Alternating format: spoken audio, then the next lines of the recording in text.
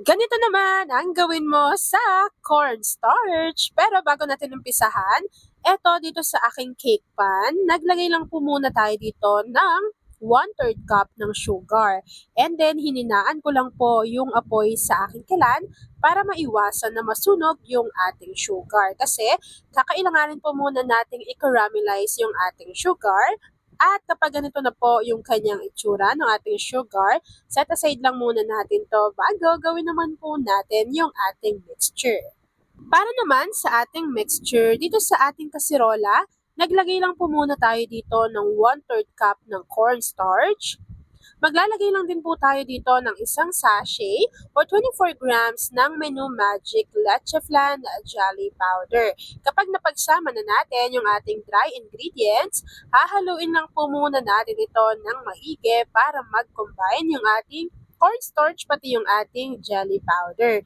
Take note pala na hindi pa nakabukas yung apoy sa ating kalan dahil kakailanganin po muna nating tunawin ng maigi yung ating dry ingredients sa 3 cups of water.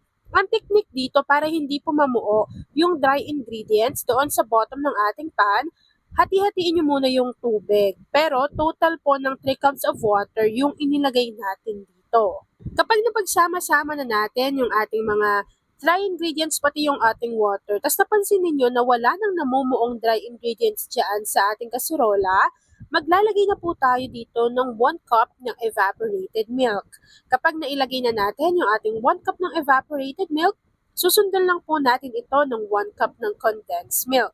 And then, naglagay lang din po ako dito ng half teaspoon ng vanilla essence or vanilla extract.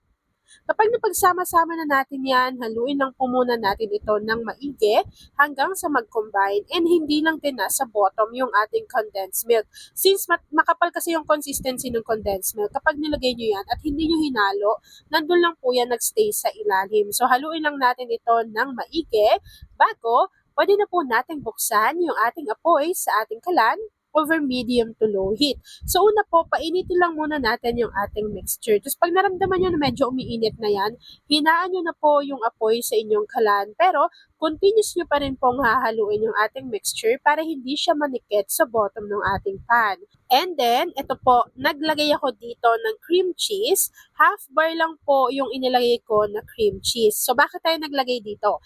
Para po meron siyang kakaibang flavor at the same time, magiging balanse po yung lasa. Alam niyo po ba natuwa ako kasi after ko tong gawin, talaga ang sarap niya kasi hindi lasang-lasa yung cream cheese, hindi rin lasang-lasang yung tamis. So, balance lang talaga as in nag-fit yung lasa nila, nag-complement talaga yung lasa nila sa bawat isa. So, kapag nailagay na natin yun dyan, hahaluin po ulit natin ito ng maigi hanggang sa makita natin na kumukulo na at medyo kumakapal na po yung consistency ng ating cream mixture.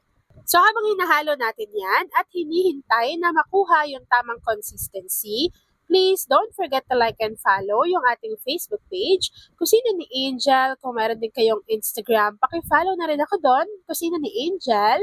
At kung gusto mong matuto pa ng iba pang mga recipes o kaya naman gusto mo mag-share ng mga niluluto mo everyday, pwedeng-pwede kang sumali sa ating Facebook group. Andyan lang po yan sa ating Facebook page. At ayan na nga mga kakasina, kapag nakuha na po natin yung ganitong consistency, isali lang po natin ito directly dito sa ating cake pan na pinag-caramelizean natin ng sugar. Tapos po kapag naisali na natin to dito lahat, hihintayin lang po natin tong mag-set, mag-firm, and then ipapakita ko na sa inyo kung ano yung natapos nating easy dessert recipe. Eto, hindi talaga to binigay sa akin. Binili ko to sa sarili kong pera. Pero, gustong gusto ko lagi itong sinishare sa inyo. Kasi, kapag naubusan ako ng gas, talagang dito yung takbuhan ko. Yung mga 11 kilos ko na gas. Ito talaga. Kunwari, walang kuryente. Diba? Kung induction cooker yung ginagamit mo. So, ito, pack na pack to. Tapos, isa lang yung gas niyan. Marami ka nang maluluto. And safe na safe din po si Gaslight. Kung ayaw ng white, napakaraming kulay na pagpipilian dyan. So, ako pangatlong kulay na to kasi yung dalawa, yung isa nandun sa isang kwarto, tapos ito Ito yung lagi kong ginagamit sa mga recipe video natin lately. So, ito parang mag-iisang taon na rin to sa akin. Pero sobrang tagal ko nang gumagamit ng Gaslight. So, kung gusto nyo rin yan, ilalagay ko yan dyan sa basket o kaya sa ating comment box section para makapagbili na kayo nito na talaga namang matutuwa kayo kasi magagamit nyo po iyan. At ayun na nga mga kakusina, kapag napansin nyo po na kusa na siyang naa-unmold, dito sa ating cake pan. So, meaning, pwede nyo na po yan i-enjoy.